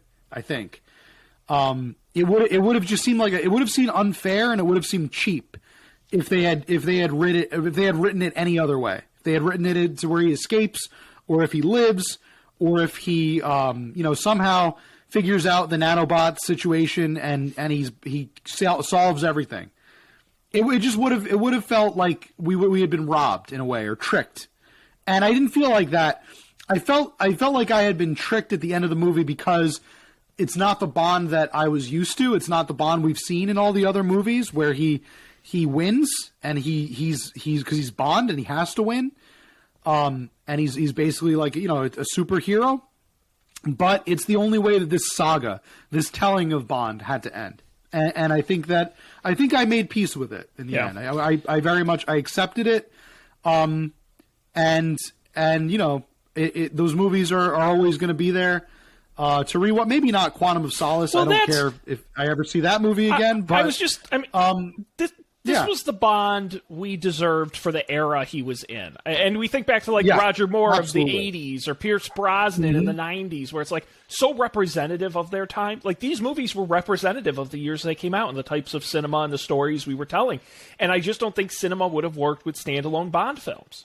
I really do think this is the type of franchises and sequels, and these were the movies people wanted to see. But it does immensely bum me out that Daniel Craig really only got 3 good Bond movies.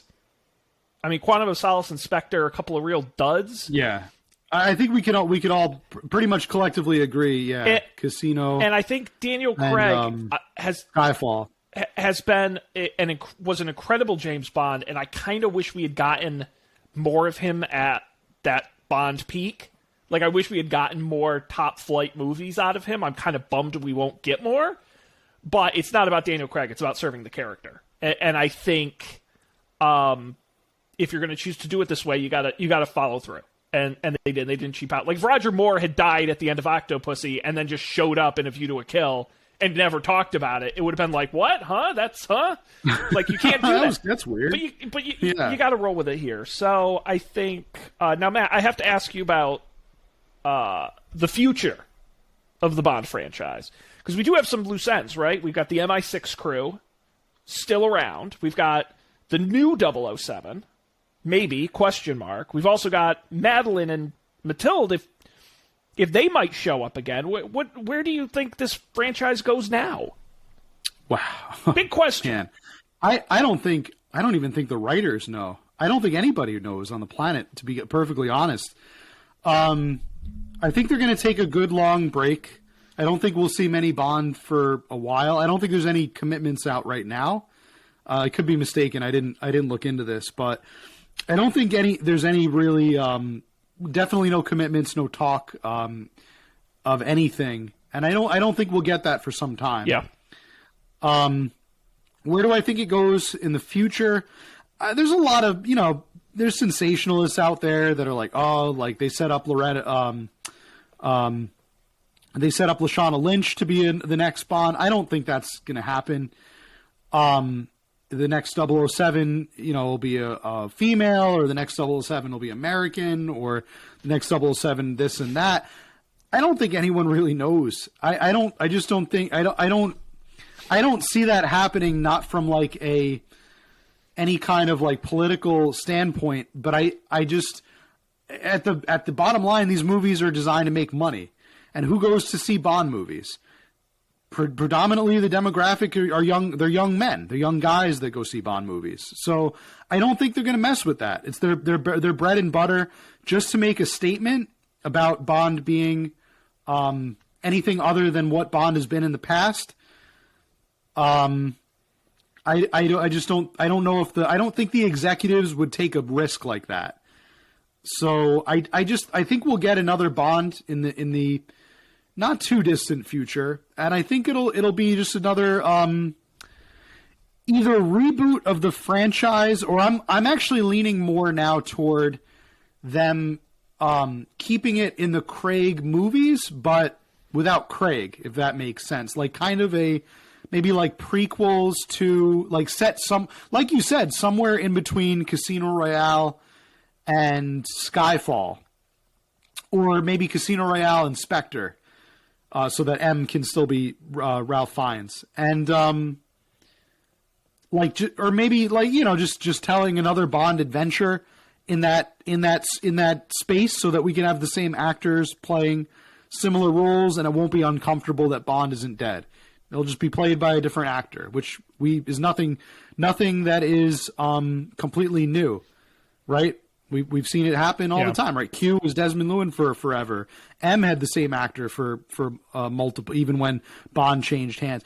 It's that's nothing new. Bond changing hasn't really affected anybody. So I think it'll just have to be set before No Time to Die. Chronologically, I think No Time to Die has to be the last one.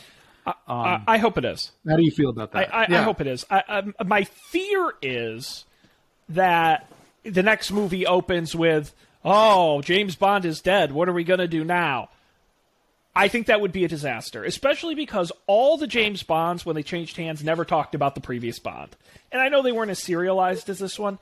I don't care if you bring back actors playing the same roles, whatever. But you just have to reset, and you have to put someone new in there. And I'm not going to be picky about who I think it should be. My only thought is I hope they pick an unexpected actor. There's a lot of Idris Elba comes up a lot. There are a lot of American names that come up. Daniel Craig obviously was an actor. He was in movies prior to Casino Royale, but he wasn't really a household name per se. And I think they should use this opportunity to go and find someone we don't know that well. It reminds me a lot of Tom Holland and Spider-Man, where it's like they could have gotten a lot of big names for that role, but instead they just found a guy, which is kind of exciting. And so I hope they do that with Bond, where they find someone who can solely be James Bond. It's his big role. He can lean into it, or she, whatever. And roll with it from that respect. And they really give the franchise a fresh coat of paint, like they did with Casino Royale back in 2006, which was a big departure. I'd like to see if maybe they do that again. And I hope the one knock I will give on the Daniel Craig era is I think at moments it got too dark. And I think this franchise requires 30% humor. And when the movies were a little more amusing, I think that's when they shine. So I hope they bring a little more of that into the next generation of Bond. Yeah, I think we'll have to. I guess we'll have to wait and see. We're in that waiting period, and we're legally obligated to cover every James Bond movie. So if they make another one, we're going to have to watch it. We're here. We are on contract, right? We get paid by the movie. I guess the only thing left here is to thank everybody for staying tuned for our talk on No Time to Die. I want to leave off with the quote that I had to pull up the quote that M says at Bond's tribute at his funeral. It's a quote that is used at Ian Fleming's funeral also, the author of James Bond. And Ian Fleming put it in one of his books. He put it in the book You Only Live Twice. And the quote is from Jack London, American author, journalist, social activist. He says, "The proper function of a man is to live, not to exist. I shall not waste my days in trying to prolong them. I shall use my time." And I think we used our time pretty wisely. This episode length is approaching the length of the movie, so. And that was the goal. That was the goal the whole time. So thank you, folks, for sticking it out with us. We hope you enjoyed our talk of No Time to Die, and now we can talk about other stuff, I guess, Sean. 50 years of James Bond. I can't believe we did it all. Should we go back and do them all again? What do you think? Maybe in reverse order? Again, it took us watch them in Spanish, maybe? It's amazing to me, man. It took us an entire summer to do Fast and Furious. We did the entire James Bond franchise in like 2 months, and that was like 100 movies. That was a whirlwind. We did 3 movies a week. I still don't know how that's possible. Cranked them out. We did. Good Lord. We were young back then. So long ago. This was pre-pandemic. So long ago. Well, you know, Matt. We were a lot younger. I will say, coming up at some point in the future to be determined, we do have the Rocky IV director's cut as well that we may have to watch and talk about. I feel like we're also contractually obligated to talk about the Rocky movies too, right? We've covered those on the show. When Creed 3 comes out, we're going to talk about it. We get the shillings for the Bond movies, and we get the dollars, the Philadelphian dollars, the Clubber Lang dollars for the Rocky movies. Yeah. Mm-hmm. So, no, we'll have a lot of great stuff coming up. What an excellent way to kick off 2022. I'm thrilled we could finally talk about this movie. It's been a while. And we'll have plenty more great stuff coming up. So I won't go through all the plugs. People know where to find us, upfordebate.tv, or subscribe if you get podcasts. That's the scoop. But we're over time, so we're going to wrap it up here. On behalf of Matt, I am Lucifer Safin, and thanks for joining us, and we'll see you next time for another great episode of Up for Debate.